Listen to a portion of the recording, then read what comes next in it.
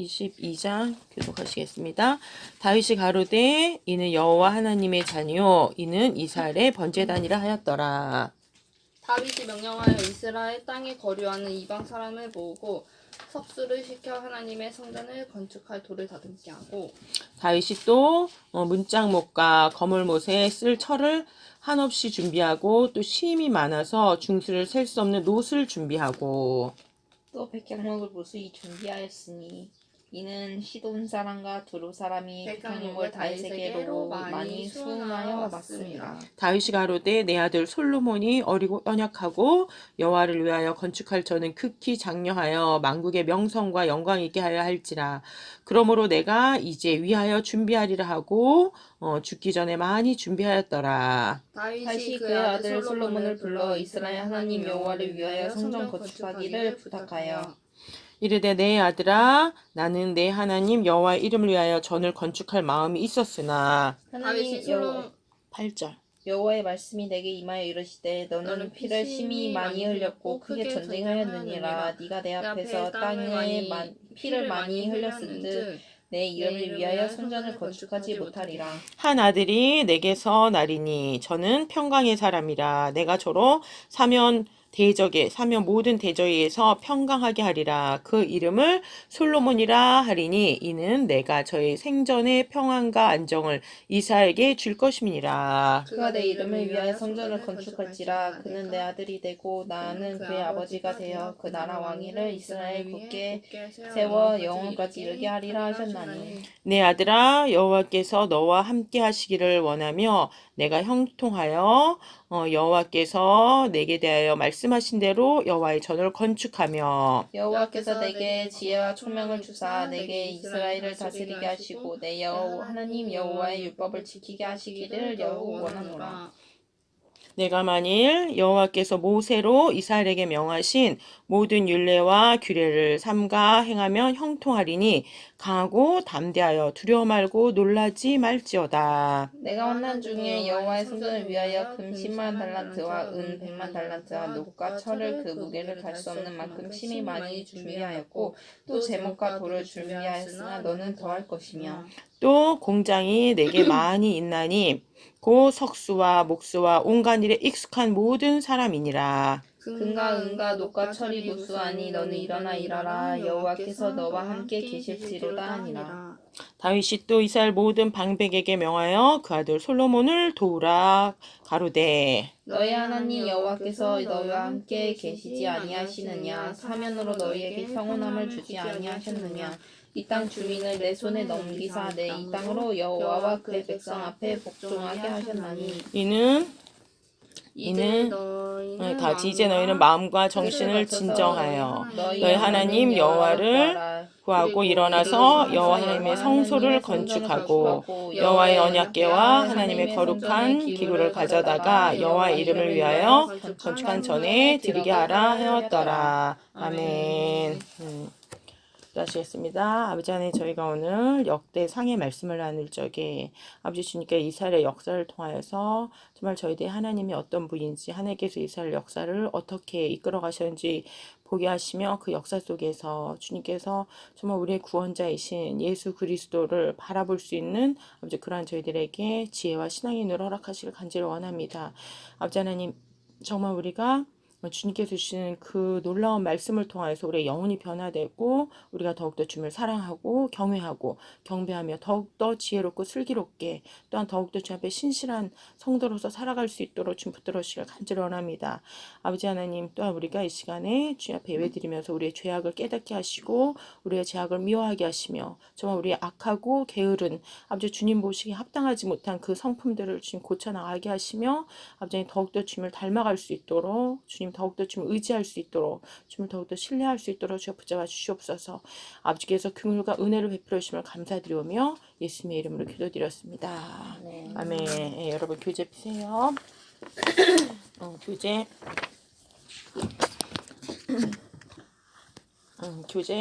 126쪽 역대상입니다. 역대상. 주제 읽어주세요.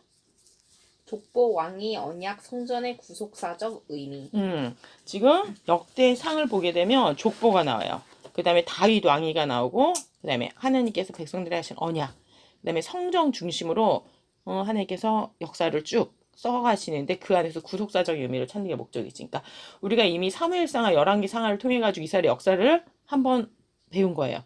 근데 지금 역대상하를 통해 가지고 다시 한번 이스라엘 역사를 하나님께 서술하시는 데는 이유가 있겠지. 그렇죠. 지금 구약 성경에 역사서가 2개가 들어가 있는 거예요. 소위 말해가지고 열왕기상하라는 신명기 역사서가 있고, 그 다음에 역대기상하에 속하는 역대기 역사서가 있는 거예요.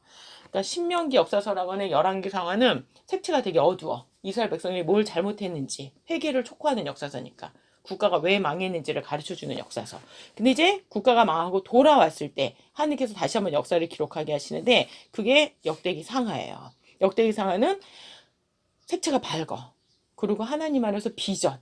하나님 앞에서 뭘 바라보고 다시 희망을 가지고 살아가야 되는지 그걸 가르쳐주는 거야. 그러니까 우리가 역사를 바라볼 때도 2가지 눈을 다 가지고 있어야 된다 그랬죠. 역사를 아주 철두철미하게 잘못한 것을 똑바로 배우고 가르치는 게 필요해요. 동시에 하나님 앞에서 뭘 잘했는지, 그리고 하나님 앞에서 우리가 왜 소망이 있는지 그거를 또한 바라볼 수 있는 역사. 그렇죠. 절망에 빠지지 않아야 되니까. 우리가 기독교인이 된다는 건 죄에 대해서 아는 거잖아요. 근데도 불구하고 절망하지 않는다는 거. 왜? 우리 안에 예수님이 계시기 때문에. 예수님께서 나를 위해서 죽으시고 부활승천하심으로 영원한 생명을 얻게 되는. 그게 역사 스토리에도, 이스라엘 역사 스토리에도 그대로 적용돼서 그냥 우리가 이스라엘 역사를 배우는 게 목적이 아니고 이스라엘 역사를 통해서 하나님께서 어떻게 구원하셨는지를, 하나님께서 어떻게 사람을 주님의 자녀로 만들어 가고 계시는지. 신명기에서는 깨닫게 하시는 거, 죄인이라는 거 깨닫지 못하면 아까 우리 시편 찬양 49편에 뭐라 그랬어요? 멸망당하는 짐승과 같도다. 이렇게 정말로 짐승하고 다를 게 뭐가 있냐라는 거죠. 깨닫지 못하면. 깨닫게 하는 게 무슨 역사서? 깨닫게 하는 게 무슨 역사서? 신명기 역사서. 그렇지. 사무엘상하 열왕기상하 같은 신명기 역사서. 그 다음에 이제 다시 주님 안에서 어떻게 해요? 심길전에서 더욱더 주님을 바라고 나아가게 하는 역사서가 역대기 역사서예요. 자, 읽어주세요. 역대기 내용은 역대기의 내용은 역대상은 사무엘하의 내용, 즉 사울 왕이 죽은 후에 다윗이 왕위에 올라 예루살렘을 정복하여 수도로 삼고 언약궤를 운반하여 안치하고 나라를 견고하게 하는 다윗의 일대기를 담고 있고, 역대하는 열왕기상하의 내용, 즉 솔로몬 왕으로 시작하여 아들 대에서 부녀 왕국이 되고 종래는 예루살렘이 바벨론에 의하여 멸망을 당하다가 바사왕 고레스에 의하여 귀환하는 데까지의 내용을 담고 있습니다. 그렇지. 역대상은 다윗의 일대기를 담고 있는 거예요. 다윗의 일대기 중에서도 우리가 오늘 읽었던 거, 결국 언약궤를 운반해서 가지고 오고 다윗이 뭐를 했다, 나라를 견고하게 하고 성전 지을 준비를 맞춰놓고, 이게 이제 역대상의 중심.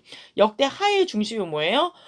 백성들이 잘못하고 타락해가지고 분열왕국이 되고 결국은 멸망을 당했음에도 불구하고 그거로 끝나는 게 아니고 페르시아 왕 고레스의 때에 다시 어떻게 하게 된다? 귀환하게 되는, 539년에 다시 귀환하게 되는 그때까지의 내용으로 끝나고 있다는 거예요. 이게 뭐예요? 그럼에도 불구하고의 신앙인 거야. 이스라엘 백성이나 다윗이 완전하지 못해서 하나님께 징계를 받았어. 하지만 징계로 끝나는 게 아니고 그럼에도 불구하고 하나님께서 어떻게 하신다는 거야? 다시 이렇게 세우신다라는 거예요. 부모님이 여러분 잘못하면 어떻게 회초리를 때리잖아. 야단을 치잖아. 근데 그러고 그냥 방치해놔? 아니잖아. 그럼 뭐해? 또 이제는 회초리 맞은데 약 발라주면서 또 뭐해요? 또 진유성찬 차려주면서 먹으면서 다시 또 기운을 복돋아 주잖아. 그랑 똑같아. 지금 신명기 역사에서는 일단 죄를 깨닫지 못하면은 멸망당하는 짐승과 같기 때문에 깨닫게 해주시는 역사가 있었다며, 역대기 상하에서는 다시 하나님께서 회복시켜 주시는 그 역사가 있는 걸 볼 수 있어요. 자, 그렇다고 역대기가 단순한 중복이냐 하면 그런 것은 아니고 관점이 다릅니다. 열왕기는 이스라엘 역사를 선지자적인 관점에서 기록하고 있는 반면에 역대기는 제사장적인 관점에서 기록하고 있습니다. 자, 선지자적인 관점과 제사장적인 관점이 있어요. 그럼 선지자적인 관점은 뭐예요? 죄를 갖다가 깨닫게 하는 관점인 거예요. 죄에서 회개하라고 돌이키라. 그러니까 로마서라면 이거 몇 장과 같은 거예요? 로마서 7장. 그렇지. 로마서 7장. 오라 나는 공고한 자라다. 이 사망의 몸에서 누가 나를 도대체, 이 죄악의 몸에서 도대체 누가 나를 건져내려 하고, 자기의 죄악됨, 자기의 부족함, 하나님 없으면 안 되는 자기의 연약함, 병들어 죽을 수밖에 없는 존재, 에노시라 그랬죠. 에노시. 그거를 깨닫게 해주는 게 이제 선지자의 역할이기 때문에 열왕기 역사서, 소위 말하는 이제 신명기 역사서는 선지자적인 관점이라는 거야. 겸손하게 만들고 직면하게 하는 자기 자신과 민족의 그런 죄악과 비참함, 하나님 없으면 안 되는 전적 타락의 모습을 깨닫게 하는 게 이제 선지자적 관점. 역대기 역사서는 제사장적인 관점이라는 거예요. 제사장이 나의 죄를 대신 지고 들어가서 대속죄를 받고 나오면 어떻게 되는 거예요? 백성들의 죄가 사해지는 거잖아요. 다시 그 관점으로 회복되는 거지. 속죄와 회복, 성정 중심으로 다시 속죄가 되고 다시 회복되는 역사, 스토리가 역대기에 나오고 있다는 거예요. 그게 다시 말하면 로마서 몇 장이 되는 거야? 로마서 8장이 되는 거죠. 그렇지. 생명의 성령의 법에 의해서 어떻게 되는 거예요? 다시 회복되는 거잖아. 그러니까 이 두 가지 우리가 다 볼 수 있어야 돼. 역사를 볼 때 요즘에 봐봐. 소위 말해가지고 막 국뽕 유행을 하고 있잖아. 무조건 대한민국은 무조건 세계 뭐 잘하고 칭찬받고 그거면 빠져있으면 안 되겠지. 그렇죠? 그러다가 IMF 맞았다고. 이 IMF라는 거는 우리는 무시할 수가 없어. 그렇죠? 우리나라처럼 더군다나 외국으로 자본을 끌어들여가지고 사는 나라 아니야. IMF 한번 맞으면 어떻게 돼요? 하루아침에 다 갚아라 그러면서 막 회사들이 막 문을 닫고 그렇죠? 실업자들이 막 난리가 나잖아. 그 때문에 두 가지를 항상 다 생각해야 돼. 뭘 잘하는지, 잘하는 게 뭐였는지, 그 다음에 우리가 약한 게 뭔지 이 두 가지를 다 신앙에서도 마찬가지예요. 주여 반에서 우리가 진짜 부족한 게 뭔지 깨달으면 깨달을수록 하나님의 은혜가 또한 얼마나 큰지 깨닫게 돼. 근데 자기가 부족한 걸 몰라. 그럼 어떻게 해야 돼? 자기가 잘난 맛에 살아가는 거지. 여러분 주변에도 그런 사람 있지. 그런 사람은 어떻게 해야 돼? 어느 순간에 인생을 살다가 힘든 고비가 찾아오면 절망하게 되고 넘어지게 되고 일어날 수 없고 그런 사람이 요즘 많잖아. 그렇게 되면 안 된다는 거야. 기독교인이 된다, 신앙이 된다라는 뭐야? 자신이 얼마나 연약한지를 깨닫는 거야. 그래서 잘 나갈 때도 어떻게 겸손해야 돼. 그리고 잘 안 나갈 때도 역시 어떻게 절망하지 않아. 왜요? 속상하고 힘들지, 인생이 힘들지. 그럼에도 불구하고 어때요? 하나님이 계시거든. 절대 주권자가 임마누엘 나와 함께 하신다는 거거든. 그거를 견지하고 있어야 된다는 거. 우리는 우리 안에서 이 선지자적인 관점과 제사장적인 관점을 둘 다 가지고 있어야 돼. 신앙생활하면서 한쪽으로 치우치면 안 돼. 늘 선지자적인 관점만 가지고 있어가지고 늘 잘못한 것만 얘기를 해. 그럼 어떻게 되겠어요? 건강하게 살아갈 수가 없지. 근데 늘 제사장적으로만 빠져 있어가지고 나는 뭐 어떻게 살아도 하나님 날 축복하실 거야. 자기는 아무것도 없어. 자기는 책임감도 없어. 자기 삶의 변화도 없어. 그러면 여러분 어떻게 되겠어? 인간관계에서도 그렇게 하면 답이 없는데 더군다나 하나님과의 관계에서 제사장적인 관점과 선지자적인 관점이 둘 다 있어야 되고 로마서 7장과 로마서 8장이 둘 다 있어야 된다는 거야. 그런데 순서가 어느 게 먼저다. 순서가 7장이 먼저야, 8장이 먼저예요. 7장이 먼저야. 자기가 어떤 존재인지 깨달아야지만 어떻게 돼? 겸손해지거든. 그리고 인내할 수 있게 되고 절망하지 않게 된다라는 거예요. 그렇기 때문에 여러분이 역사서를 볼 때도 지금 열왕기가 먼저 나오고 역대기가 뒤에 나오는 이유가 있는 거예요. 그렇지? 자, 그럼 그리하여 선지자적인 관점은 인간의 배은망덕한 제약상을 고발하고 있으나 이와는 달리 제사장적인 관점으로 기록한 역대기에서는 인간의 죄악을 덮어주고 있습니다. 그 예로 다윗이 범한 죄와 솔로몬의 타락에 대해서도 침묵합니다. 인간은 거짓되고 패역함에도 불구하고 하나님께서 구속사적을 중단함이 없이 이루어 오셨다는 하나님의 주권에 초점을 맞추고 있는 것이 역대기입니다. 자 보세요. 선지자적인 관점은 오픈하는 거야. 여러분 수술할 때 어떻게? 의사가 서전이 수술할 때 어떻게 해요? 폐를 열잖아. 열어가지고 어디에 암이 있나? 어디에 혈관이 막혔나? 어디가 찢어졌나? 그걸 보고 어떻게 해요? 떼낼 거 떼내고 연결할 거 연결하고 꼬맬 거 꼬매잖아. 그러고 나서 어떻게 해? 이제 다 떼냈으니까 끝? 아니지. 그 다음에 어떻게 해요? 이제 잘 닿는 게 그치? 그러니까 이 역사서가 딱 그 관점이야. 선지자적인 관점은 뭐야? 그냥 눈 가리고 아웅하는 게 아니고 뭐 하는 게 일단 열어야 돼. 열어가지고 어디가 잘못된지 수술하고 진단한다고. 그 과정이 여러분 쉬워 어려워? 어려워요. 아파. 그치? 이 세상에 수술대 올라가고 싶은 사람이 어딨어. 여러분 수술해보세요. 얼마나 힘든가. 회복되는데 또 얼마나 힘든가. 그치? 근데도 불구하고 하나님 우리의 영혼에 그걸 하신다고. 마치 다이아몬드 원석을 깎을 때 어떻게 해? 예쁘니까 다이아몬드 그냥 여기다 원석 여기다 차고 다녀? 아니잖아. 다이아몬드가 다이아몬드로서 빛을 발하기 위해서 어떻게 다 깎아내잖아. 똑같아요. 이 직면이 있다라는 거야. 그게 선지자적인 관점이야. 그럼 제사장적인 관점은 뭐예요? 그냥 계속 깎기만 하고 계속 오픈해두는 게 아니고 이제 중요한 어떻게 덮어가지고 회복시켜주는 그 역사서가 지금 나오고 있다라는 거지. 자 그러면 그러면 역대기의 1차 독자는 누구들이었으며 기록 목적은 무엇인가 하는 점입니다. 역대상은 족보로 시작이 됩니다. 족보의 분량이 전체 분량의 3분의 1에 해당이 되는 9장이나 됩니다. 그리고 족보의 범위를 보면 인류의 시조 아담으로부터 시작하여 바벨론으로부터 남은 자들이 돌아오는 데까지 펼쳐집니다. 이는 역대기가 포로에서 귀환한 이후에 기록이 되었음을 말해주고 있습니다. 자, 보세요. 족보를 쓴다라는 건 뭐예요? 뿌리를 가르쳐 준다라는 거야. 누구부터 시작되고 있다? 아담부터 시작해가지고 포로 귀환한 사람들의 명단까지 나온다라는 거예요. 그러면 역사서는 언제 최소한 기록되어졌다라는 거예요? 언제 기록되어진 거야? 맨 마지막 사람들이 지금 기록되어져 있는 그 시점 이후에 기록됐다라는 거지. 포로에 귀환되어진 이후에 사람들이 포로로 끌려갔다 나와서 기록했다라는 거예요. 포로로 끌려가기 전에 이스라엘이 어땠어? 무지 교만했다고. 야, 우리가 하나님께 이렇게 예배 열심히 드리는데 우리가 왜 망하긴 왜 망해? 하나님이 우리는 반드시 축복해 주실 거야. 이런 자기 신앙의 점검은 전혀 없어. 그러면서 자기는 절대로 하나님께 매맞을 일이 없다고. 그렇게 교만했었는데 이스라엘이 결국 포로로 끌려가고 나서 깨닫기 시작하지. 그러면서 이제는 끌려갔다 온 자들의 족보. 끌려갔다 온 사람들을 갈라 공동체라 그랬잖아. 갈라 공동체. 뭐예요? 옷이 막 다 벗겨져가지고 비참하게 끌려갔어. 근데 그때 뭐가 갈라가 됐어? 눈도 갈라가 됐어. 갈라라는 말이 벗겨져서 끌려가다. 비참하게 끌려가다. 수치스럽게 끌려가다인데, 그렇지. 갈라라는 말이 눈이 갈라가 된다는 말. 눈이 열렸다라는 거야.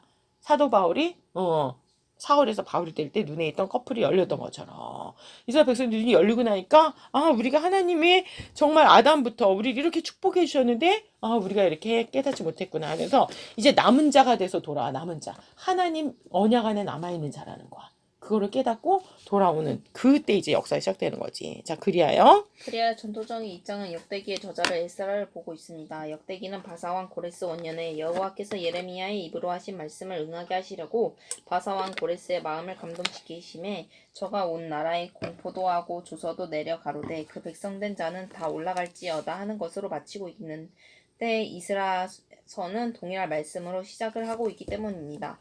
이는 같은 저자에 의해서 기록이 되었다는 증거가 자, 됩니다. 보세요. 역대기의 저자를 사람들이 대부분 뭘로 보냐면 에스라로 봐. 에스라 뭐야? 제2의 모세라 그래. 그럼 모세가 한 일 중에 가장 위대한 업적이 뭐예요? 가장 큰 일 생각나는 게 뭐예요? 모세하면 뭐가 생각나? 모세. 응? 홍해를 갈았어. 왜 갈랐어? 바다 갈려주는 거 보여주려고? 뭐 하려고? 지나가려고 이스라엘 백성들. 왜 지나가? 왜? 출했어요. 탈출하려고. 출애굽. 애굽에서 나온 거잖아. 포로 공동체지 뭐야? 페르시아라는 곳에 끌려가 있었는데 어떻게 나오는 거야? 귀환하는 거야. 귀환. 다시 가나안 땅으로. 언약의 땅으로 돌아오는 거잖아. 그래서 이걸 뭐라 그래? 제2의 출애굽이라 그래. 애굽에서 나온 게 아님에도 불구하고 이쪽 아시아에서 나온 거잖아. 바벨론, 페르시아 쪽에서 나왔음에도 불구하고 같은 스토리야. 그 다음에 그 구속사적인 개념으로 보면 똑같다는 거야. 그 다음에 애굽에서 나올 때도 모세 오경이 나왔었어. 그치? 모세 오경이 만들었잖아. 모세를 통해서. 근데 이쪽 포로 공동체가 나올 때는 어떻게? 역사서가 지금 만들어지고 그 이제 예언서가 기록이 되어져. 정경화 작업이 이루어져. 그래서 이 에스라를 제2의 모세라 그래. 제2의 모세. 성경을 어떻게 했기 때문에 하나님 말씀을 손에 정경화로 만들어서 우리가 지금 읽고 있는 구약 성경이 결국 이 에스라 시대 때 에스라 시대에 에스라는 제사장이면서 동시에 서기관이야. 코헨이면서 쇼페트라 그랬단 말이야. 제사장이면서 동시에 서기관이었던 이 에스라가 결국 성경을 이 에스라 혼자가 아니겠지. 팀이겠지. 그치? 결국은 이 구약성경, 이 역대기뿐만이 아니라 구약성경을 정경화하는 작업을 했다라는 거. 언제부터 이거 했다? 고레스 원년부터. 고레스 원년. 그래서 고레스를 사람들은 기름 부음을 받은 자라 그래요. 이방의 왕이잖아. 이방의 왕인데 메시아, 기름 부음을 받은 자라고 불러주죠. 왜? 이스라엘 백성들에게 돌아가게 해줘. 너희들 말씀을 국법으로 또한 인정을 해줘. 페르시아의 국법으로다가 오경부터 인정을 해줘. 그리고 돌아갈 수 있도록 군대도 보내주고 물자도 보내줘가지고 성전을 완성할 수 있게 해줬기 때문에 이 고레스와 에스라는 하나님에서 구속사적으로 너무나도 중요해. 에스라를 소위 말해가지고 제2의 모세라 그런다며 고레스를 누구하고 아까 예표를 했다? 메시아도 이런 분이라는 거지. 하나님의 성전을 건립하고 세상을 평화롭게 다스리는 이방의 왕이었는데도 불구하고 이스라엘 백성들을 보호해주고 성전을 짓게 해주는 누구의 모습과 같다라는 거야? 메시아의 모습. 그러니까 고대의 소위 말해가지고 황제들은 식민지를 다스릴 때 엄청 비참하게 다스리고 엄청 억압 통치를 했었는데 고레스는 그렇게 하지 않았다라는 거예요. 마치 자기 백성인 것처럼 돌아가서 성전을 져라. 그리고 너희들도 페르시아 황제와 페르시아를 위해서 기도해줘라. 이랬다라는 거지. 그 모습이 마치 메시아의 평화스러운 모습, 메시아의 지혜로운 통치와 같다. 이래가지고 고레스는 이방의 왕인데도 불구하고 메시아와 같다라는 별명을 받게 되는 걸 볼 수 있어요. 이사야서에 보면. 자, 에스라에 의하면 2번 에스라는 대제사장 아론의 16대 손인 제사장 신분으로 에스라가 여호와의 율법을 연구하여 준행하며 율례와 규례를 이스라엘에게 가르치기로 결심하고 예루살렘으로 올라왔다 하고 말씀합니다. 그렇다면 여호와의 율례와 규례를 가르치기 위해서 역대기를 기록한 것이 됩니다. 그렇죠. 에스라가 뭐라고 자기를 소개해요? 대제사장 아론의 16대 손이다. 그리고 에스라는 율법을 연구하고 준행하고 율례와 규례 이스라엘에게 가르치는 누구였다? 쇼페르라는 거야. 쇼페르. 아까 서기관이라는 거야. 서기관. 하나님의 부름받은 서기관이면서 대제사장의 그 제사장 아론의 16대 손이라는 거지. 자기가 올라온 이유는 뭐다? 여호와의 율법과 규례를 가르치기 위해서. 지금 이것을 기록하고 있고 그것을 위해서 이게 이 사람의 뭐가 되는 거예요? 사명이라는 거지. 그래서 이 에스라를 제2의 모세라고 하는 거예요. 자, 여기에 역대기에 역대기의 기록 목적과 특징이 나타납니다. 바벨론으로부터 70년 만에 귀환한 남은 자들은 대부분이 포로 중에 태어난 2세들이었고 귀환한 후의 상황은 선지자들의 약속과는 달리 많은 어려움에 봉착하게 되고 성전 재건은 완강한 반대 세력에 부딪히게 되어 중단하게 되었던 것입니다. 그리하여 시리와 낭망에 빠져있는 백성들을 위로하고 격려하기 위해서 기록된 것입니다. 그렇죠. 하나님께서 돌아가라 그랬어. 가서 성전을 건축하라 그랬어. 건축하면 막 사막에 꽃이 피리라 막 사막에 막 대로가 놓이리라 막 이런 놀라운 이사의 예언이 있어가지고 돌아왔어. 돌아왔는데 실제 삶은 그랬다 안 그랬다. 그렇지 않았다라는 거예요. 막 적들이 산발락과 도비아 같은 사마리아 사람들이 막 자기네로 공격하고 페르시아의 황제가 바뀔 때마다 성전을 져라 마라 막 이러고 자기네가 살 집도 마땅하지가 않고 막 진짜로 가까이에도 적 멀리도 적 이러한 되게 힘들고 뭔가 바벨론에 있을 때 페르시아에 있을 때는 어떻게 했어요?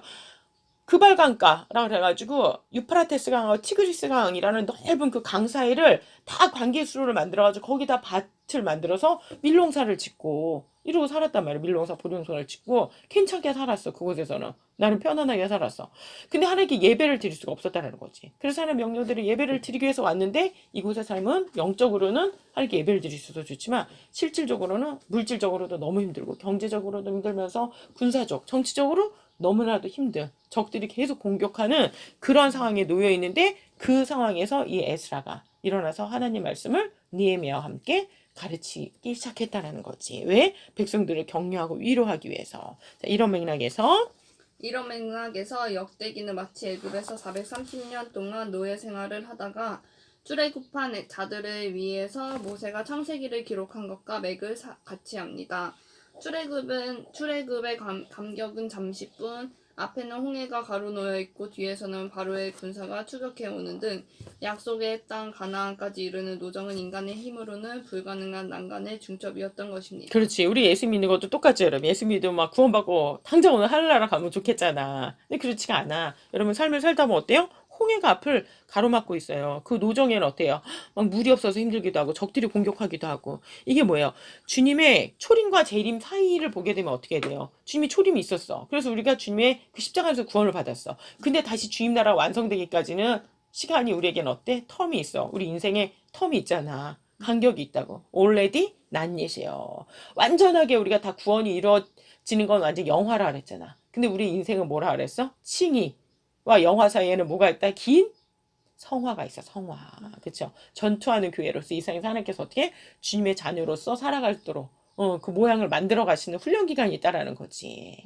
이게 쉽지 않은 기간이지. 그때 우리가 의지할 수 있는 건 뭐예요? 하나님 말씀밖에 없다라는 거. 그래서 에스라 느헤미야가 지금 뭐예요? 하나님 말씀으로 백성들을 다시 격려하는 그러한 말씀이 이제 역대기 역사서인 거예요. 자, 모세는 모세는 그들에게 자신들을 애굽에서 인도하여 내신 분은 천지 만물을 창조하시고 주관하시는 창조주 하나님이시라는 것과 아브라함과 이삭과 야곱에게 거듭거듭 언약을 세워주신 언약의 하나님이라는 것을 일깨워 주므로 용기와 소망을 주었던 그쵸. 것입니다. 모세오경은 뭐부터 시작해요? 창세기부터 시작하잖아. 하나님 태초에 창조, 어떻게 창조하셨는지. 그리고 여자의 손을 통해 구원하겠다는 언약을 시작한다는 거야.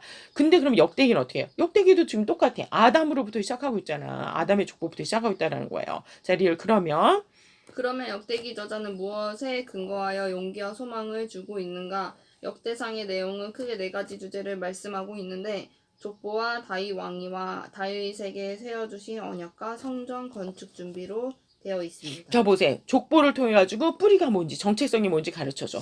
다윗 왕조에 의해서 결국 어떻게 된다는 거예요? 구원되고 회복된다. 언약 관계 안에서 영원한 다윗 왕조 언약을 하나님 이루신다. 그 다음에 다윗에게 세우신 그 언약이 계속해서 17장에 이렇게 포인트가 되는 거지.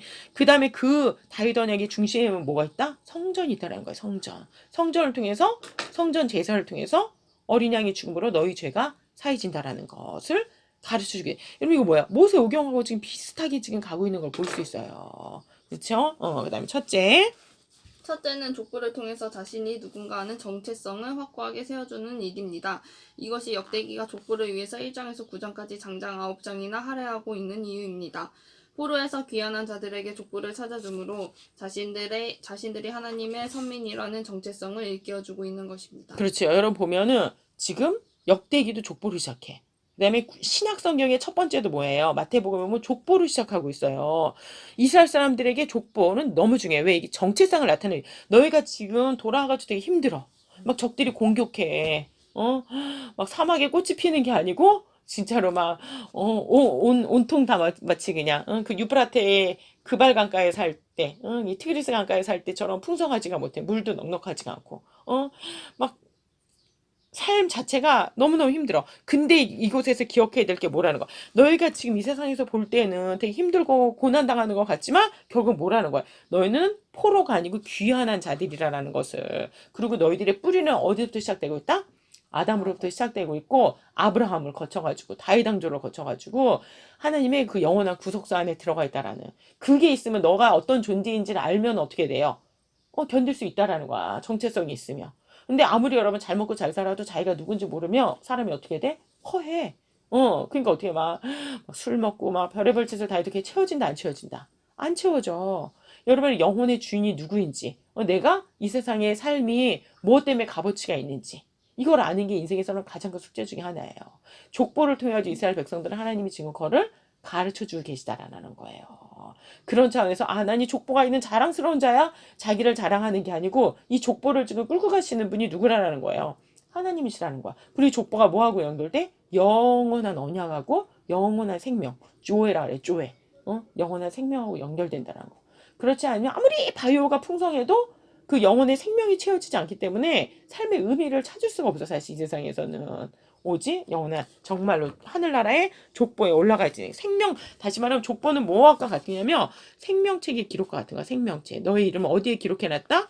영원한 주님 나라의 생명책이 기록되어 있다. 이게 영광이기 때문에 내가 지금 이 세상에서 잠깐 당하는 고난은 좋게 그 영원한 영광과 비교조차 되지 않는다는 이 믿음이 있으면 사람이 아무리 힘들고 괴로운 일이 있어도 견뎌요.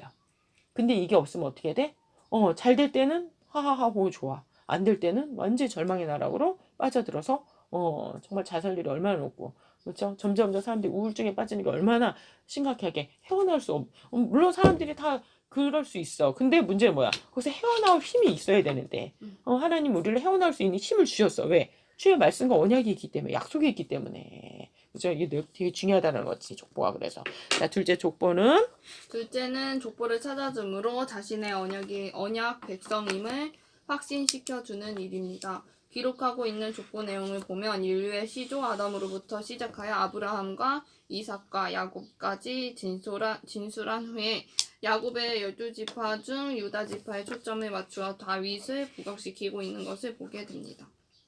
이를 통해서 의도하는 바는 아담, 셋, 노아, 셈, 아브라함, 이삭, 야곱, 유다, 다윗으로 이어지는 구속사의 정통성을 깨닫게 하므로 자신들이 아브라함과 다윗에게 세워주신 언약 백성임을 확고하게 세워주고 있는 것입니다. 그렇지. 결국 이 족보를 통해서 아까 뭐라 그랬어요? 그 위에 기억을 보게 되면 족보, 뿌리를 찾지 못한 자는 제사장의 직분을 맡지 못한다 그랬어. 자기의 뿌리가 뭔지 몰라. I'm Christian? 이게 없어. 그럼 그 사람이 이 세상에서 뭐처럼 살아가? 엑스맨처럼 살아가는 거야. 교회를 아무리 다녀도 자기 정체에서 I'm Christian이라는 거야. 나는 그리스도의 사람이라는 거야. 그리스도께 속한 자라는 거예요. 그리스도의 이름으로 살아가고 그리스도의 이름으로 우리가 주님 나라 가는 거 아니에요. 이게 없는 자는 제사장 직분 감당할 수 있겠어요? 기도하며 헌신하며 살아갈 수 있겠어요? 불가능하죠. 오직 자기를 위해서는 살아갈 수 있겠지만 크리스찬으로서 살아가지 못한다는 거잖아. 그렇기 때문에 이게 너무 중요한데 그 족보가 결국 누구부터 이어져? 아담부터 시작해서 믿음의 조상 아브라함을 거쳐서 그 다음에 아브라함의 자손 중에 누구? 유다에게. 그 다음에 유다를 통해서 누구에게? 다윗 왕조에게. 이 다윗 왕조는 결국 누구를 예표한다? 그렇지. 예수 그리스도를 예표한다라는 거지. 이 믿음 아래서 살아가는 거예요. 그게 지금 어떻게 해서 이루어졌잖아. 이미 올레디잖아. 그쵸? 근데 완전하게 이루어지는 건 언제? 주님의 재림 되지. 그죠? 자신이 주님의 재림, 초림과 재림을 바라보면 이 시대 때는 주님의 초림을 바라봤어. 이 족보가. 근데 우리 이 족보를 통해서 뭘 바라봐? 주님의 재림을 바라보게 한다는 거예요. 왜? 주님의 언약이 초림에 이루어졌던 것처럼 재림에도 똑같이 이루어질 거기 때문에. 그렇죠? 언약 백성이라는 걸 명확하게 해준다는 거죠. 셋째는 다윗의 왕위가 강조되어 있습니다. 이는 하나님께서 다윗에게 여호와가 너를 위하여 집을 세울지라 내가 영영이 그를 내 집과 내 나라에 세우리니 그 위가 영원히 견고하리라 하신 언약을 상기시킴으로써 이제도 다윗에게 세워주신 언약과 왕위는 패하여짐을 없이 영원히 견고하다는 점을 들어서 용기와 소망을 주고 있는 것입니다. 그렇죠. 여러분 이 세상에 영원한 왕조가 있어 없어요? 없어요. 없잖아. 다윗 왕조도 어떻게 돼요? 다윗이 죽었잖아요. 근데 불구하고 어떻다라는 거. 이거 완전하게 누구에 대한 예언이에요? 예수 그리스도. 결국 예수님이 다윗 왕의 후손으로 오셨어요. 그렇죠? 근데 이 세상에서는 세상 사람의 관점으로 왕 노릇을 못 하신 거지. 안 하신 거지. 근데 주님 어떻게? 하나님 보좌 위에 지금 계시잖아. 그리고 앞으로 영원히 다스리실 거잖아. 뭐 하세요? 영원히 다스리실 거잖아요. 집주. 다시 말하면 영원히 견고하게 하는데 영원히 다스리신다라는 거는 단순히 인간 다윗에게 하신 약속이에요? 아니지. 다윗의 뿌리이면서 다윗 왕의 후손으로 오셨지만 언약대로 실제적으로 다윗의 근원. 영원한 근원과 뿌리가 되신 누구에 대한 예언인 거예요? 예수 그리스도에 대한 예언이라는 거죠. 자, 넷째는 아니 6번 130페이지 6번 넷째는 성전 건축을 위한 준비가 강조되어 있는데 하나님이 정해주신 오르난의 타작마당은 금 600세겔을 주고 사서 성전터를 마련하고 다윗이 솔선하여 예물을 드린 후에 오늘날 누가 즐거이 손에 채워 여호와께 드리겠느냐 합니다. 이 말씀은 포로에서 귀환하여 제2성전을 건축하는 데 큰 격려와 용기를 주었을 것이 분명합니다. 이처럼 역대기의 기록 목적이 하나님께서 이루시려는 구속 사역을 증거하려는 데 주안점이 있기 때문에 격가지와 같은 사울 왕의 행적이나 다윗 언약이 떨어져 나간 북왕국 이스라엘 역사 등은 제외시켜 언급하지 않고 있습니다. 자 보세요. 성전. 결국 오르난의 타작마당에서 무슨 일이 있었어요? 이 하나님 다윗이 하나님의 백성들의 숫자를 계수를 했어. 근데 하나님 명령 없이 자기 맘대로 하나님 앞에 속건을 드려야 돼. 속전을 드려야 돼. 생명당 반세기를 드려야 돼. 그것도 안 했어. 그러니까 하나님이 어떻게 해요? 결국 전염병을 보내가지고 이스라엘을 죽이기 시작했는데 7만 명을 죽였단 말이야. 그때 다윗이 어떻게 했어요? 주님 저를 죽여주세요. 우리 가족은 죽여주시고 백성은 살려주세요. 기도했을 때 하나님께서 멈추시고 그럼 너 여기서 이제 제사를 드려라. 속죄의 제사를 드려야지. 오르난의 타작마다. 거기가 바로 어디예요? 지금 예루살렘. 다윗의 성전터가 되는 거지. 뭘 나타내는 거예요? 여러분 결국은 오르난의 타작마당이 나타내는 그 성전은 뭐예요? 예수 그리스도 안에서만 결국 뭐예요? 어린 양이 죽음으로 말미암아 제사를 통해서 속죄가 된다. 대속이 된다. 그렇죠? 그곳에서 다윗이 회개한 거. 즉 회개에 의한 속죄와 대속이 일어난다는 오르난의 타작마당이 가르쳐주고 있다는 거야. 그렇기 때문에 지금 돌아온 제2 성전의 백성들도 마찬가지지. 에스라 느헤미야 이 성전, 스룹바벨 성전이라고도 하는 이 성전을 지금 짓고 있는 사람들도 되게 힘들어. 그럼에도 불구하고 어때요? 이 성전에서 제사를 드리는 게 예배를 드리는 게 메시아 안에서 뭐가 된다라는 거예요? 내가 주님 앞에 용서를 받고 다시 주님 앞에 백성으로 회복된다는 거. 왜? 저 바벨론에 살면 페르시아에 살면 어떻게 돼요? 아무리 거기서 그발 강가에서 농사를 잘 짓고 살아도 하나님께 예배를 드려요? 예배 못 드려. 그냥 그곳은 뭐만 할 수 있어? 성경 공부만 하는 거야. 회당에서. 때문에 너희들도 힘을 내서 이 구속사 안에서 있어야 된다는 거지. 그러면서 성전 중심으로 역사를 기록하고 있다는 거야. 성전. 성전이 뭐가 일어나는 곳이요? 속죄가 일어나는 거. 그리고 주님은 뭐야? 머리 대신 성전. 우리는 몸 된 성전이잖아. 너희가 하나님의 거룩한 성전인지를 알지 못하는. 우리 성전에 속해 있는 자로서 영원한 성전이 되시는 주님을 바라보고 살아가는. 그 안에서 구속이 되고 그 안에서 그리스도의 백성으로 하나님의 백성으로 하나님의 신부로 그리스도의 신부로서 살아간다라는 거예요. 근데 이러한 역사에는 북이스라엘이 잘못한 거 이런 거를 낱낱이 기록하지 않아. 왜? 그건 이미 신명기 역사서에서 다뤘잖아. 열왕기상에서 다뤘잖아요. 포커스가 어디에 놓여져 있다? 성전 중심, 그 다음에 다윗 왕조 중심, 언약 중심으로다가 뭘 바라보게 하는 거야? 비전. 지금 너무 힘든 상황이야.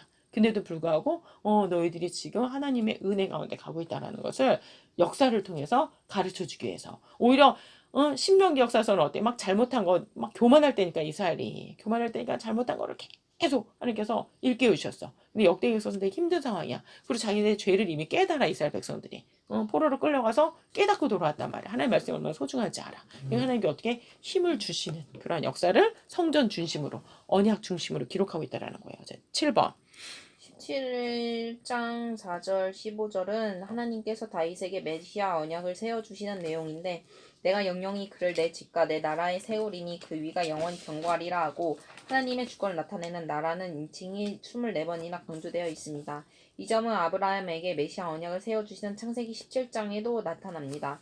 구원 계획은 하나님께서 주권적으로 이루어 나가시는 역사입니다. 그렇지. 결국은 누가 하신다라는 거예요. 하나님. 지금 역대 상 17장에도 보면 다윗 왕조 언약이 다시 나와. 그 사무엘 하 7장에 나왔던 다윗 왕조 언약이 다시 나오는데 더 강조가 돼.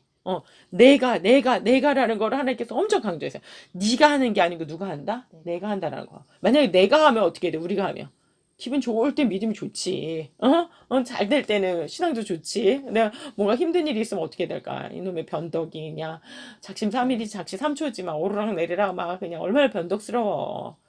그러면은 일이 이루어지겠어요? 안 된다라는 거예요. 그래서 언약을 이루시는 분, 언약을 하신 분이 언약을 이루신다라는 거야. 내 안에 선한 일을 시작하신 분이 완성하신다라는 거예요.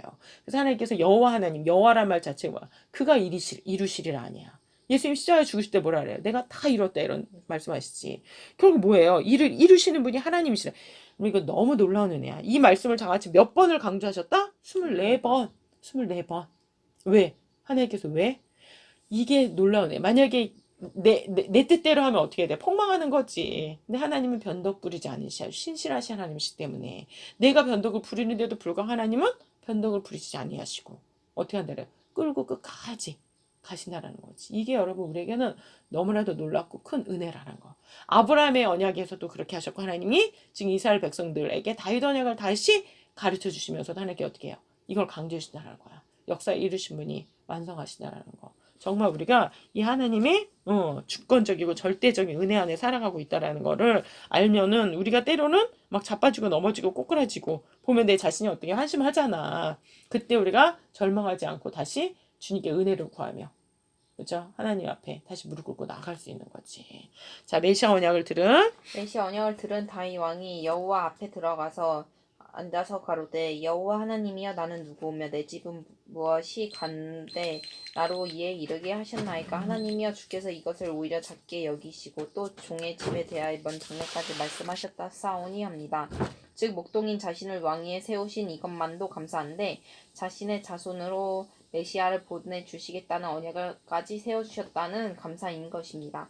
그래서 여호와께서 주께서 주의 종을 위하여 주의 뜻대로 이 모든 큰일을 행하사 이 모든 큰일을 알게 하셨나이다 하고 감격해 합니다. 자, 보세요. 메시아 언약을 하는데 하나님이여 다윗이 뭐라래? 오히려 주님께서 이 놀라운 은혜를 주셨어요. 근데도 불구하고 그걸 주님께서 오히려 작게 여기시고 결국은 정말 이 사람이 다윗이 누구예요? 8번째 아들이거든. 8번째 아들로서 그냥 들판에서 양을 치는 목자였어. 근데 이러한 사람 하나님께서 백성들을 치는 왕으로 삼으셨잖아. 이것만으로도 얼마나 사실 놀라운 거야. 막내 아들, 8번째 아들은 서열상 절대로 하나님께 인침받을 수 없는 솔로몬도 마찬가지잖아. 서자잖아, 서자. 적자가 아니었다고. 죄악을 통해서 밧세바를 통해서 난 아들이잖아. 근데도 불구하고 하나님이 절대로 왕이 될 수 없는 자를 왕으로 삼아주신 거. 이것만 해도 너무나도 놀라운 은혜인데 그걸로 하나님 끝내시지 않고 어디야? 메시아를 보내가지고 너희를 구원하시고 영원히 구속하신다는 거를 약속해 주셨다는 게 이게 너무나도 놀라운 이 큰 일을 알게 하셨다는 거를 너무나도 감사하면서 감격해하는 신앙 고백이 지금 이제 17장에 나오고 있어요. 자, 8번.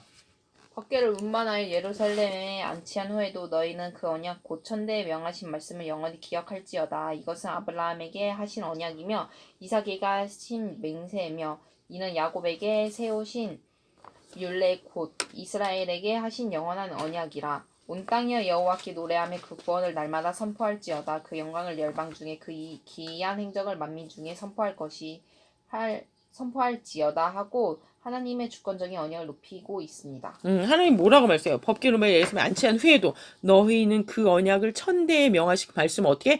영원히 기억할자. 영원히 기억할자. 하나님께서 지금 우리에게 하신 말씀이 이거죠. 아브라함에게 하신 언약, 이삭에게 하신 언약, 야곱에게 세우신 그 율례, 곧 이스라엘에게 하신 영원한 언약이라는 걸 강조해주고 있는 거예요.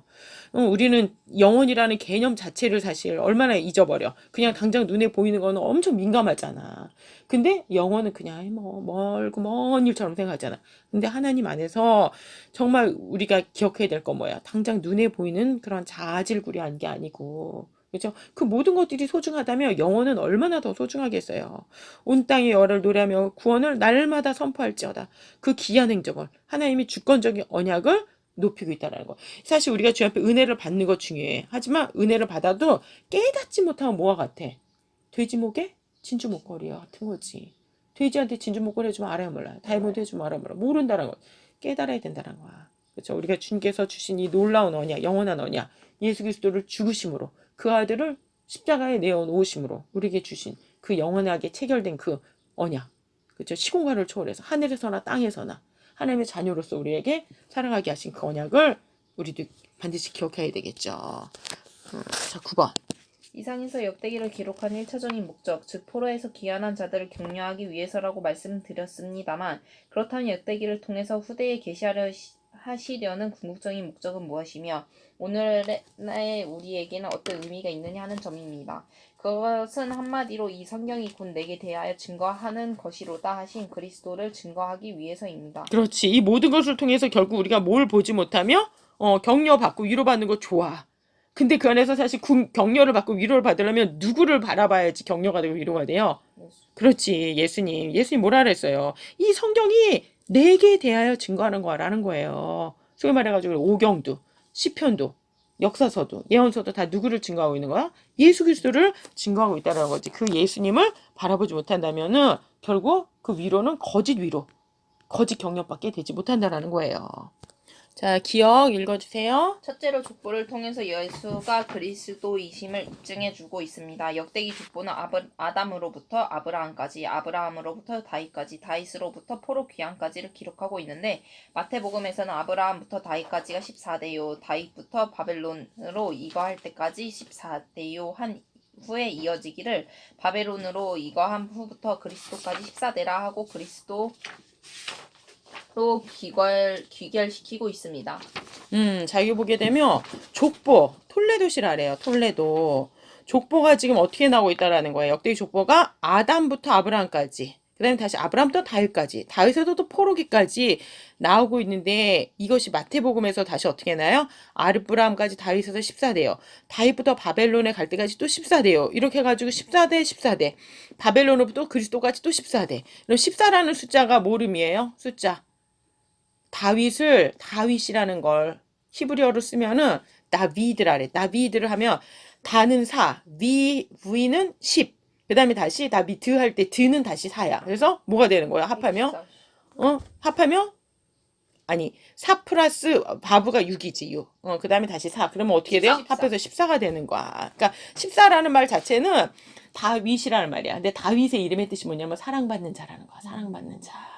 그러니까 하나님이 사랑을 표현하는데 어떻게 표현하고 계셔? 숫자를 가지고도 이렇게 표현하신다고. 족보를 하는데 일부러 어떻게 딱 14대, 14대, 14대로 딱 나눠가지고 기록하신 거야. 뭐야? 이 족보 안에 뭘 담으셨다라는 거예요? 하나님의 사랑을 담았다라는 거야.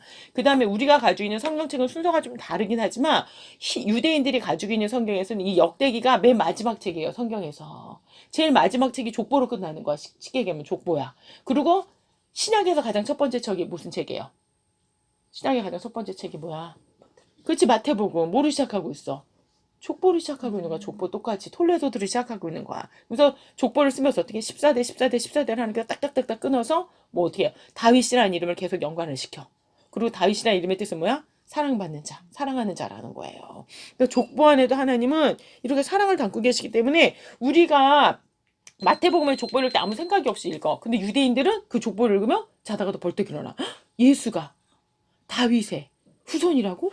언약된 메시아라고? 이게 완전 쇼킹한 거지. 그리고 그 안에 14대, 14대, 14대 이렇게 딱딱딱 나눠 넣었다는 것 자체가 다윗의 후손 언약된 메시아라는 거기 때문에 자다가도 벌떡 일어나. 근데 우리는 족보를 보면 그 느낌을 알아 몰라요. 몰라. 우리는 구약에 대한 배경이 지식이 부족하기 때문에 지식이. 근데 유대인들 입장에서 보면 이 족보가 얼마나 하나님의 사랑을 나타내는 족보인지. 그래서 하나님이 성경을 구약을 마치면서 족보로 마치면서 신약을 시작하면서 족보로 시작하고 계시다라는 거예요. 왜? 족보 안에 뭐가 담겨있기 때문에 다윗의 언약이신 다윗의 뿌리이고 다윗의 근본이신 예수 그리스도가 그 안에 담겨있고 그 예수 그리스도의 족보 안에 사랑이 담겨있기 때문에 하나님의 은혜가 담겨있기 때문에 14대 10대 나눴다는 거예요. 자, 누가복음에 등장하는 족보는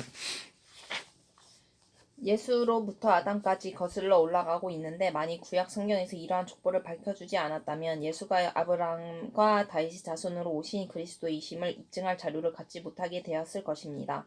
그러므로 족보를 통해서 증거하고자 하는 궁극적인 목적은 예수가 그리스도이심을 입증하기 위한 것이 됩니다. 그치. 첫 번째 아담부터 시작해가지고 쭉 기록을 했는데 누가복음은 반대로. 누가복음은 의사였잖아, 누가가. 그리고 이방인이었단 말이에요. 반대로 예수님으로 시작해서 아담까지 거슬러 올라가게 해주나요? 왜? 구약을 잘 모르니까. 거꾸로 거슬러 올라가면서 이분이 바로 예수 그리스도가 바로 그 첫 번째 아담부터 시작됐던 그 여자의 후손의 언약의 메시아다라는 걸 가르쳐 주는 거지. 자, 둘째로 다윗의 왕위가 하나님께서 그 조상 다윗의 위를 저에게 주시리니 영원히 야곱의 집에 왕 노릇 할 것이며 그 나라가 무궁하리라 하고 언약하신 대로 그리스도로 성취가 되었음을 증거해주고, 셋째로 언약인데 하나님께서 아브라함과 다윗에게 세워주신 언약은 자, 족보가 결국 뭘 나타낸다는 거예요. 다윗의 일을 저에게 영원히 주사 왕노릇 하시다. 그 나라가 영원할 거라는 거예요. 다윗 왕조 언약이 영원할 거라는 것을 가르쳐 주는 거는 결국 이것은 단순히 눈에 보이는 다윗 왕조를 얘기하는 게 아니고 누구를 예표하고 있다라는 거예요. 영원한 왕이신 영원한 멜렉이라 그래. 멜렉 올람이라 그래. 멜렉 올람. 시공화를 초월해서 영원히 결국 온 우주와 온 세상을 다스리고 계시는 그분 예수 그리스도를 나타내고 있다는 거죠. 자, 그다음 셋째 언약인데 하나님께서 아브라함과 다윗에게 세워주신 언약은 구속사를 지탱해주고 있는 척추와 같은 역할을 하고 있습니다. 그 중요성을 신약 성경이 아브라함과 다윗의 자손 예수 그리스도의 세계라 하고 시작하는 것만 보아도 짐작할 수가 있는 것입니다. 그리하여 이 언약은 이것은 죄사함을 얻게 하려고 많은 사람을 위하여 흘리는 바 나의 피 곧 언약의 피니라 에서 성취가 되었던 것입니다. 그렇죠. 결국 언약 신학이 여기 들어가요. 아까는 족보 신학이잖아. 네. 족보 안에도 하나님의 헤세드 사랑이 들어가 있었어요. 변함없는. 그렇죠? 근데 이 언약은 그것을 더 정확하게 가르쳐야지. 아브라함과 다윗의 자손 예수 그리스도의 세계라가 이제 마태복음 1장이 지금 시작되고 있는 1장 1절이 시작되고 있는 거예요. 근데 이게 결국 역대기와 그 앞에 있는 구약이 없으면 이해할 수가 없지. 그래서 성경할 때 구약, 신약, 올드 프로미스라는 거야. 하나는.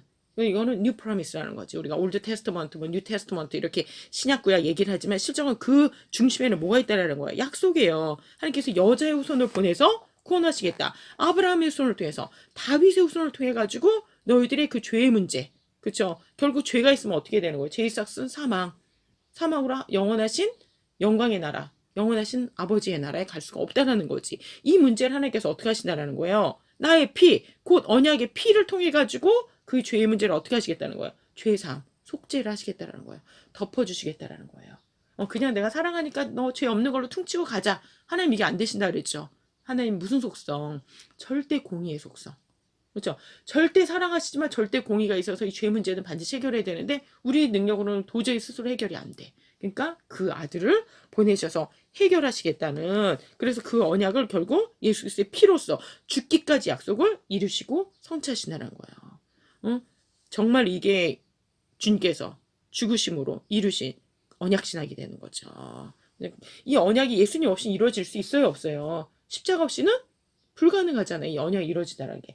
결국 이 언약의 포커스, 핵심에는 누가 있게 되는 거예요? 누구예요? 그렇지, 예수님이지. 여자의 우선, 다윗의 우선, 아브라함의 우선 누구예요? 그럼 예수 그리스도라는 거죠. 자, 리을 넷째로. 넷째로 성전이라는 주제인데 구약의 성막과 성전은 말씀이 육신이 되어 우리 가운데 거하심에 우리가 그 영광을 보니 아버지의 독생자의 영광이요 은혜와 진리가 충만하더라에 대한 모형이었던 것입니다. 그러므로 주님께서도 이 성전을 헐라 내가 사흘 동안 일으키리라 하신 것입니다. 주께 이 성전 헐어라. 이 성전 몇 년 동안 지었는데 자가마치 헤롯이 46년 동안 지었어요. 이 두 번째 성전인 수르바벨 성전, 첫 번째 성전이 솔로몬 성전이잖아. 두 번째 성전이 초라했어. 그거를 보고 500년 후에 이 헤롯이라는 왕이, 응? 분봉왕이지. 로마가 세운 왕이 백성들의 인기도 없고 건축물을 잘 지으면 또 로마에서 인정을 받거든. 그 성전을 멋있게 져서 46년 동안, 그러니까 제2성전이라고 하는 이 수르바벨, 에스라 니에미야 때 이 성전을 엄청 멋있게 확장을 한 거야. 몇 년 동안? 46년 동안. 근데 예수님이 뭐라 그래? 너희들이 이 성전을 헐라. 내가 사흘 만에 다시 이거 무슨 얘기예요? 진짜 성전은 눈에 보이는 성전이 아니고 진짜 성전은 누구라는 거야? 예수님. 예수님 결국 죽으면 어떻게 돼요? 사흘 만에 부활하시잖아. 그거를 예를 들어서 설명하시는데 뭐라고 설명하세요? 너희들이 이 성전 헐어라. 그럼 내가 사흘 만에 다시 짓는다. 그러니까 사람들이 그래요. 46년 동안 지은 성전을 자기가 어떻게 3일 만에 짓겠다는 거야. 사람들이 영적인 뭐가 없는 거예요. 깨달음이 없으니까. 그냥 건축물로만 보는 거지, 성전을. 근데 주님 안에서 성전은 뭐예요? 너희가 하나님의 거룩한 성전인 걸 알지 못하느냐. 가장 거룩한 성전, 예수 그리스도 머리 대신 성전. 우리는 예수님은 머릿돌이 되시고, 그렇죠? 우리는 예수님께 붙어있는 몸된 성전이라 그래요. 몸된 성전. 결국 이 성전은 결국 누구를 얘기하는 거예요? 독생자인 예수 그리스도, 영광과 은혜가 진리가 충만하신 예수 그리스도를 나타내고 있다라는 거죠.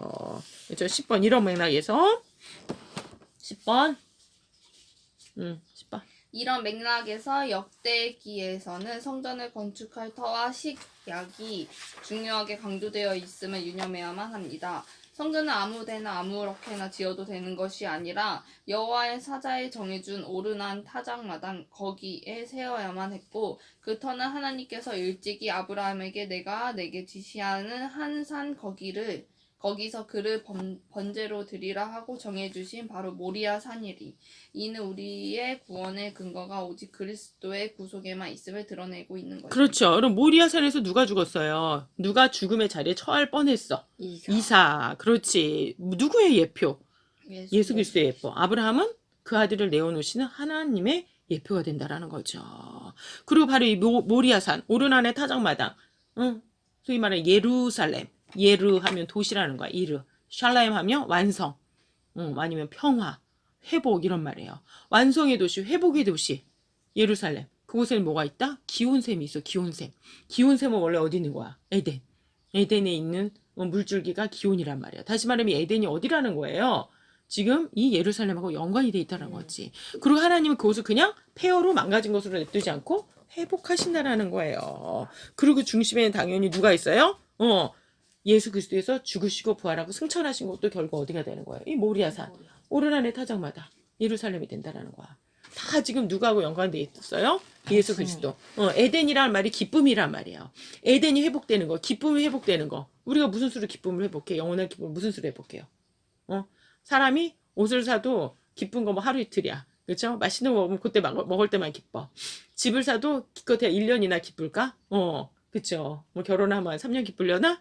영원한 기쁨, 영원한 에덴은 누구한테 얻는 거예요? 오직 예수 그리스도 안에서 얻는다라는 거지. 예수 그리스도 없으면 에덴이 찌온이야, 찌온. 찌온이라는 것은 척박하다 이런 얘기거든. 척박해. 왜? 마귀에게 다 넘겨버렸기 때문에 아담이랑 하와가 넘기면서 우리가 정말로 그 전적 타락 가운데 살기 때문에. 근데 이 문제를 누가 해결해 주신다라는 거예요? 예수님. 그쵸? 그러면 예수님이 진정한 성전이 되시고 그 모리아라는 게 뭐야? 모리아. 야훼를 바라보게 한다는 게 모리아예요. 계시의 산이라는 거지. 야훼를 계시해 주시는 산.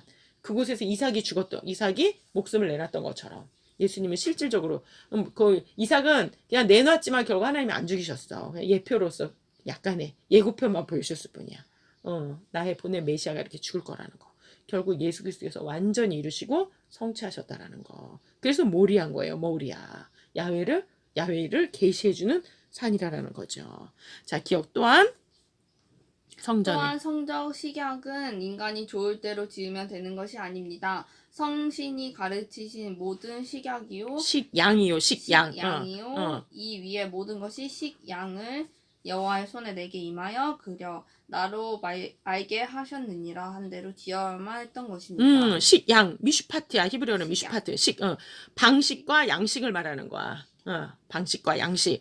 그 식대로 하라는 거지. 미슈파트, 법대로, 말씀대로, 규례대로, 명령대로 이런 말이에요. 원문을 보면 우리가 번역할 때 식양이라고 번역했지만 원문은 미슈파트, 법대로, 말씀대로, 규례대로, 명령하신 대로 그대로 해야 돼. 변개하면 안 돼. 누구처럼? 아하스처럼. 막 다메섹 거 섞고 막 바벨론 거 섞고 이렇게 해가지고 만들면 아무리 멋져도 하나님 눈에는 no, never야. 절대로 받아들여질 수가. 왜?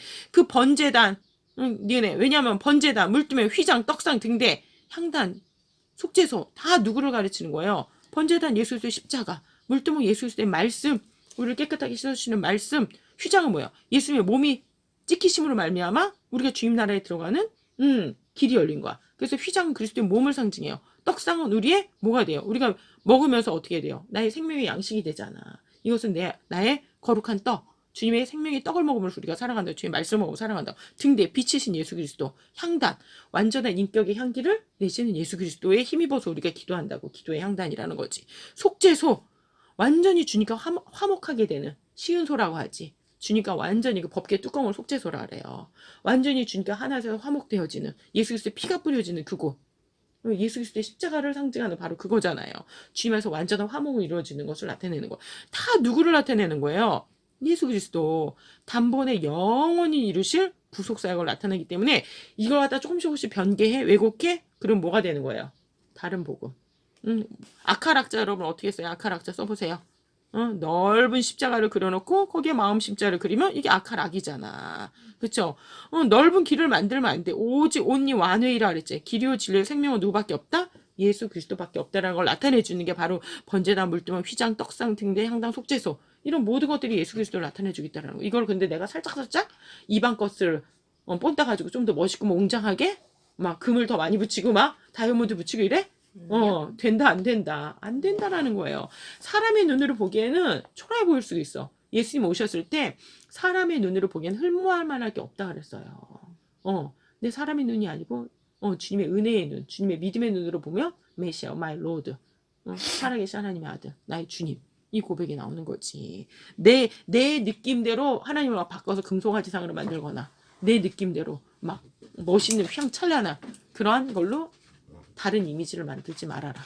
몇 개명, 10개명 중에 다른 형상, 다른 이미지를 만들지 말아라. 그치? 두 번째 계명이 두 번째 계명. 그렇지? 다른 이미지를 만들면 안 됩니다. 다른 복음이 돼버립니다. 세상의 것들 섞지 마세요. 누룩, 바리새인의 누룩, 사두개인의 누룩, 헤롯의 누룩 섞으면 안 돼. 그렇죠? 내 취향대로 막 더해. 내 취향대로 막 빼. 바리새인처럼 사두개인처럼. 그리고 세상의 누룩 막 입혀. 헤롯의 누룩 하지 말지어다. 그대로 식양대로 뭐대로 미슈파트대로 식양. 미슈파트대로 식양. 법, 말씀, 규례, 명령대로 오직 왜요? 이 모든 것들이 누구를 나타내기 때문에 예수 그리스도. 내가 여기에다 뭘 더하면 뭐가 되는 거야? 그게 바로 금송아지가 되는 거야. 왜 하나님을 내 취향대로 해? 하나님은 하나님대로예요. 하나님은 우리가 따라가야지. 그렇지? 내 취향대로 하나님을 바꾸려 들지 말고 내가 하나님께 순종을 해야지. 순종이 제사보다 낫다. 순종하지 않고 내 멋대로 하는 거 아무리 제사를 열심히 드려도 주님께서 뭐라 그래? 야, 그 구판이랑 뭐가 다르냐? 이렇게 주님께서 분명히 말씀하셨어요. 너네 그 복술, 사수라는 거랑 뭐가 다르냐? 순종하지 않으면 아무리 제사를 드려도 아무리 예배를 드려도 하나님 뭐라 그래? No thank you. 누가 좀 차라리 성전문 닫았으면 좋겠다. 점점 더 교만해지니까. 점점 더 완고해지고 점점 더 자기 기만에 빠져드니까. 그렇죠? 오직 그리스도. 그쵸? 그 식양대로 미슈파트대로 기억하십시다. 자 11번 그러므로 역대기에는 열왕기에는 없는 구원 계획에 대한 해설적인 말씀들이 있는데 몇 가지 예를 들면 사울 왕이 블레셋과 싸움에서 전사한 이유를 사울이 죽은 것은 여호와께 범죄하였음이라 저가 여호와의 말씀을 지키지 아니하고 신접한 자에게 가르치기를 청하고 여호와께 묻지 아니하였으므로 여호와께서 저를 죽이시고 그 나라의 이새의 아들 다윗에게 돌리셨더라 하고 해설해주고 있습니다. 그렇죠. 사울왕이 전사한 이유, 하나님께 버림받은 이유가 뭐 때문이라는 거예요. 여호와께 범죄했어. 여호와 말씀을 지키지 않았어. 사실 다윗도 완전히 순종을 못했잖아. 근데 다윗은 어떻게 했어요? 회개하고 돌아왔어. 근데 사울은 돌아오지 않고 뭐라 그래요? 백성들 앞에서만 회개한 척 사무엘에게 가지 말라고 옷을 붙들고 늘어지니까 옷이 찢어질 정도였어. 그리고 그걸로 하나님께 붙어야 되는데, 그걸로 하나님께 순종하고 하나님께 연합해야 되는데, 그러지 않고 어디를 신접한 자, 엔돌의 무당에게 찾아가가지고 죽은 사무엘을 막 불러내라 그래가지고 막 미래를 알려두고 막 이랬다라는 거지. 하나님께 돌아가야 되는데 사울왕은 결정적으로 하나님께 돌아가지 않고 신접한 자에게 돌아갔어요. 다윗은 누구에게 돌아갔어? 맞아도 하나님께 돌아갔어. 이게 하나님의 자녀와 비자녀의 차이지. 사울왕은 뭐예요? 결국 적그리스도의 예표가 됐지. 자기의 영광을 위해서 백성들을 다스리는 그런 통치자 왕밖에 안 돼서. 다윗은 뭐야? 하나님께 회초리를 맞았음에도 불구하고 하나님께 돌아오는.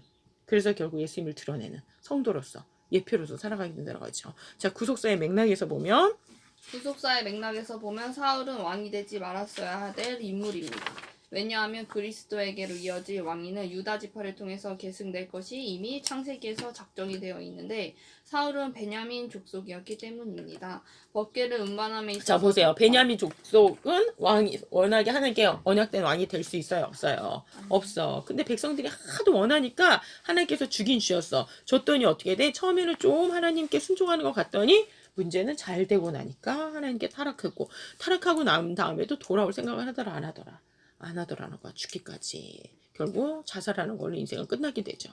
자, 니은. 법궤를 운반함에 있어서 첫 번 실패하게 된 원인도 사무엘하의 언급이 없는데 전에는 너희가 매지 아니하였으므로 우리 하나님 여호와께서 우리를 충돌하셨나니 이는 우리가 규례대로 저에게 구하지 아니하였음이라 하고 설명을 합니다. 이를 설명해 주고 있는 의도는 그리스도는 소들을 위해서 죽으시는 것이 아니요 하나님은 구속함을 얻는 자기 백성들에 의하여 섬김을 받으시기를 원하신다는 점을 드러내기 위해서인 것입니다. 그렇지. 예수 그리스도를 예표하는 법궤가 지금 예루살렘 성으로다가 입성을 하는데 처음에는 뭐에다 싣고 왔다? 수레에다가. 이거는 이방의 신들을 가지고 운반할 때 이렇게 멋진 막 금수레 같은 거 만들어가지고 막 싣고 멋있어 보이잖아. 그러니까 다윗이 좋아 보였던 거야. 그래서 그렇게 했는데 하나님 뭐라 그랬어? 너 땡큐 하셨다고. 결국 소가 뛰어가지고 그걸 잡았던 우사가 죽게 됐다라는 거지. 그리고 멈췄다가 다시 하나님께서 레위인의 규례대로 하나님의 명령대로 어깨에 메고. 주님 뭐 하시는 분이에요? 십자가를 그 몸에 어깨에 메고 우리를 주님의 백성으로 주님의 친구로 삼아줘. 버두자 어떻게 했어? 십자가를 어깨에 메고 가는 게 버두자예요. 근데 우리를 송아지에다 하면 된다 안 된다. 주님은 송아지를 위해서 죽지 않았어요. 그 백성들과 함께 가고 백성들과 연합하기 위해서 오신 분이기 때문에. 그렇기 때문에 규례대로 해야 된다라는 건 뭐야? 그 규례가 누구를 예표하기 때문에 레위인도 예수 그리스도를 예표하는 인물들이고, 그렇죠? 그 법궤도 예수 그리스도를 예표하기 때문에 그냥 아무리 멋져 보이는 수레라 할지라도 수레나 소에 싣고 올 수 없다라는 거야. 우리는 너하고 연합돼 너와 함께 임마누엘 주님이시라는 것을 드러내주고 있다라는 거죠. 디귿. 성전 건축도 어찌하여 다윗이 세울 수 없는지 사무엘 하에는 설명이 없습니다. 그러나 역대상에서는 너는 피를 심히 많이 흘렸은즉 내 이름을 위하여 전을 건축하지 못하리라 하고 그 이유를 말씀합니다. 그렇죠. 오늘 아까 읽었던 우리 22장에 모든 것을 다 준비했어. 근데 하나님이 다윗에게 뭐라 그래요? 너는 성전을 못 짓는다. 네 뒤에 올 평화의 왕 솔로몬이 히브리어로 솔로모라 그래. 솔로모가 한 아들이 성전을 지을 것이다. 이렇게 예언해 주다라는 거죠. 솔로모 이름의 뜻이 뭐예요? 아까 예루살렘 할 때 샬람이랑 똑같아. 안성, 회복, 평화, 승리 이런 의미예요. 그래서 다윗은 안 된다는 거예요. 왜? 다윗은 피를 많이 흘렸기 때문에 이 하나님의 성전은 뭐예요? 회복과 완성, 평화를 의미하는데 다윗은 피를 많이 흘렸기 때문에 그러한 평화와 회복의 이미지에 맞지 않는다는, 예표가 맞지 않는다라는 거야. 그래서 이 예표는 누구에게 성취된다? 너의 아들 솔로몬에게 성취가 된다. 설명을 해주고 있다라는 거야. 지금 열왕기하고 다르게 뭘 설명해주고 있었어요? 사울왕이 실패하고 죽을 수밖에 없었던 이유, 법궤가 왜 첫 번째 실패할 수밖에 없었던 이유, 그 다음에 너가 왜 성전을 지을 수 없는지 그 이유를 역대기에서는 설명을 해줘. 설명을 해준다는 건 뭐예요? 설명대로 하면은 두 번째는 어떻게 된다는 거예요? 정하면 주님의 뜻 안에서 언약이 성취가 된다는 걸 가르쳐주고 계시는 거지. 자, 12번. 끝으로 구속사는 바벨론 포로 기한이 끝이 아니요 제2성전도 모형에 불과하다는 점입니다.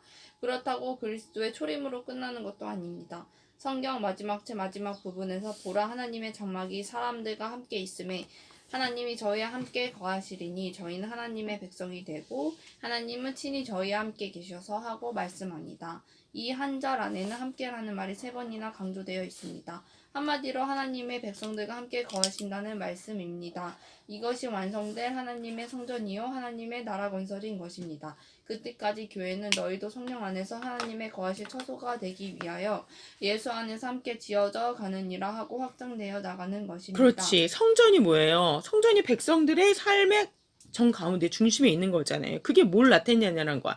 마치 재림함, 예수님께서 재림하시고 나서 주님의 나라가 이루어졌을 때 주님의 나라를 상상해 보세요. 주님의 나라의 결국 뭐 중심으로? 주님 중심으로 임마누엘, 우리와 함께 계신 주님을 상징해 주는 게 이 땅에서는 뭐야? 성전을 보여주는 거예요. 성전 중심으로 백성들이 살아가는 건 영원히 결국 주님 나라 갔을 때 영원히 주님 중심으로 주님을 섬기고 예배하며 살아가게 된다는 걸 보여주면서 뭐라 그래요? 에베소서 2장 22절에 우리 오늘 말씀도 22장 읽었는데 에베소 2장 22절. 너희도 성령 안에서 하나님이 거하실 처소가 되기 위하여서 예수 그리스도 안에서 함께 지어져 가느니라.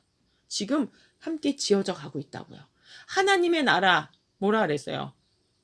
마실레이아 토데오라 그래. 투데오. 하나님의 나라. 그럼 하늘들의 나라 천국이라 하잖아. 바실레이아 톤 우라논이라 그래. 그럼 우리가 그 하늘들이라는 거 원문은 하늘들의 나라라고 돼 있어. 너희가 지금 하늘들로 계속 주님의 나라의 하늘들로 하늘나라 천국들로 너희들이 지금 어떻게 해? 만들어져 가고 있는 ing 뭐라고?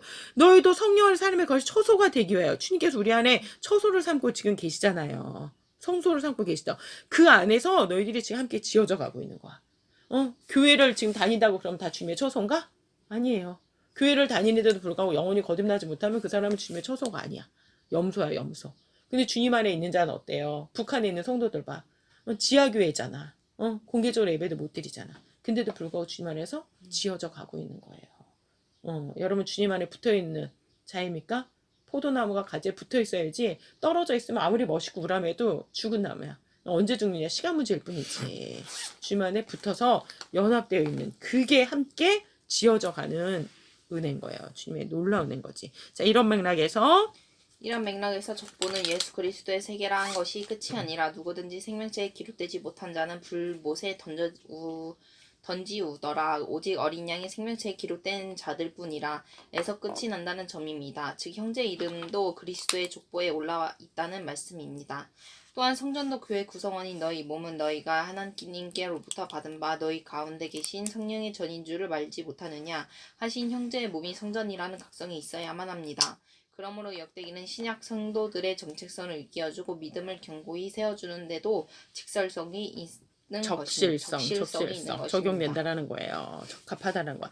자, 여러분 보세요. 생명책 아니면 반대는 뭐예요? 하나님의 족보 생명책에 들어가지 못하면 반대는 뭐야? 불못이야. 불못 지옥이라는 거. 왜요? 하나님께 소속되어 있잖아요. 왜 보세요. 포도나무가 가지에 붙어 있으면 어떻게 돼요? 거기서 열매가 맺혀. 근데 가지가 떨어져 나가지고 땅바닥에 뒹구고 있어. 그럼 거기다 아무리 열매 맺으라 그러면 열매 맺어져? 못 맺어져? 못 맺어진다고. 그러면 그 가지는 어떻게 돼? 결국은 불못에 태워버리든가 썩든가 해버린다라는 거지. 여러분은 어떻다는 거예요? 여러분 하나님의 생명 그리스도의 족보에 들어가 있습니까? 여러분의 영혼의 정체성이 크리스찬, I am 크리스찬이에요? 그리스도의 몸된 성전이에요? 그리스도의 신부로서 살아가고 있어요? 그게 있냐라는 거야. 그 정체성을 깨워주는 책이 바로 역대기 역사서라는 거예요. 너는 누구에게 소속되어 있냐라는 거야. 누구에게. 여러분이 예수 그리스도 안에 소속되어 있으며 비록 에스라 니에미아의 삶의 자리처럼 핍박의 시대, 환란의 시대, 더군다나 미혹의 시대여가지고 이 에스라 니에미아 때 되면 어떻게 되냐면 대제사장의 아들이 산발랏 이단의 딸과 결혼을 해. 그리고 다 데리고 나가. 그러한 시대가 돼버린다라는 거예요. 마치 교회보다 누가 힘이 훨씬 더 세? 이단 힘이 더 세가지고 그 사이즈를 성전의 사이즈를 보게 되면 이 스룹바벨 성전, 소위 제2성전은 진짜 그 사마리아 그리심산에 있는 성전의 10분의 1도 사이즈가 안 돼. 사이즈가 그쪽이 훨씬 더 큰 거야. 그리고 대제사장이 아들이 직계 후손이 다 데리고 나가버렸어. 이 와중이에요. 이 와중. 쉽게 얘기하면 신천지가 교회보다 훨씬 더 사이즈가 커져버린 세상이 돼버린 거야.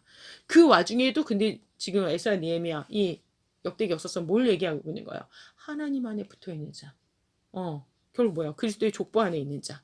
메시아의 족보 안에 있는 자. 어린 양의 생명책에 기록되어 있는 자는 뭐예요? 위로가 있다라는 거야. 영원한 생명이 있다라는 거예요. 그래서 예배 드리는 때 사람들이 막 울었어. 우리는 성전이 이렇게 초라한데 저기 가짜들은 성전이 이렇게 크다. 막 그러면서 솔로몬 성전 기억하면서 막 울었어. 했더니 뭐라 그래? 울지 말아라. 영광스럽고 거룩한 날이고 하나님은 첫 번째 것보다 두 번째 것을 더 어떻게 보신다고? 귀히 보시고 존귀하게 보신다는 거예요. 사람의 눈으로 보지 않기 때문에. 사람의 눈으로 볼 때는 예수님이 오셨을 때 사람의 눈으로 흠모할 만한 게 없었다고. 근데 영적으로 눈이 뜬 자는 뭐라 그래? 주님은 나의 주님이시오. 영원하신 하나님의 아들이십니다라고 우리 고백을 했다라는 거예요.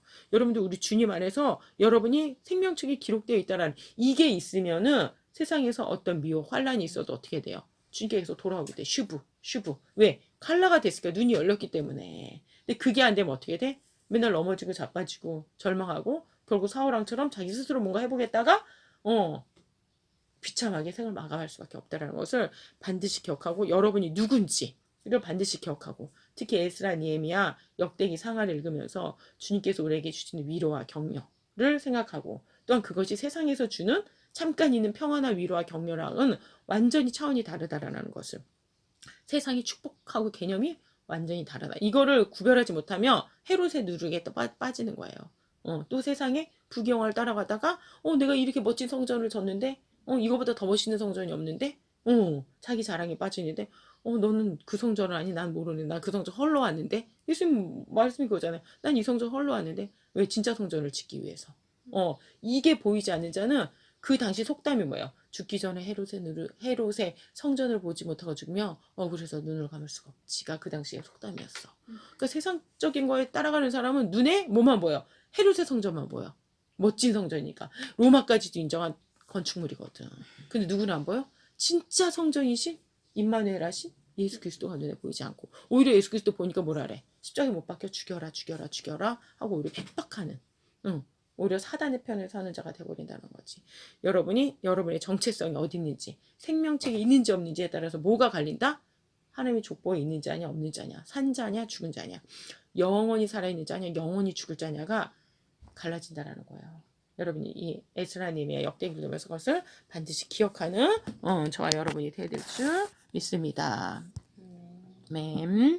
기도하시겠습니다. 아버지 하나님 저희가 오늘 역대 상의 말씀을 나누었습니다. 아버지 이 말씀 잊지 말게 하시고 정말 왜 하나님께서 그 족보를 통해서 성전을 통해서 하나님의 자녀라는 것을 가르쳐 주기를 원하셨는지 또한 그 언약을 잊지 않기를 원하셨는지 저희 기억하게 하시고 아버지 그 언약의 중심이 예수님이 있다는 걸 기억하고 자기 자신을 의지하거나 세상을 바라보지 말고 정말 어리석음에 빠져들거나 미혹에 빠져들거나 핍박을 무서워하지 말며 이 시대에 주님의 빛과 소금으로 살아가게 하여 주시옵소서. 세상에 잘못된 미시파트 잘못된 법들이 만들어지고 정말 잘못된 미혹이 극성일지라도 아버지 오직 말씀 중심으로 전신갑주를 입고 그리스도 안에서 승리할 수 있도록 정말 믿음의 방패가 되신 정말 믿음의 왕권을 가지고 계신 정말 영원한 왕권으로서 우리를 다스리고 또한 보호해 주시는 주님을 바라보며 승리할 수 있도록 주여 붙잡으시기 간절히 원합니다. 주께서 우리에게 궁율과 자비와 은혜를 베풀어 주신 걸 감사드리며 예수님의 이름으로 기도드렸습니다. 아멘. 시편 찬송 23편 하고 이거 마치겠습니다. 23편 하시겠습니다.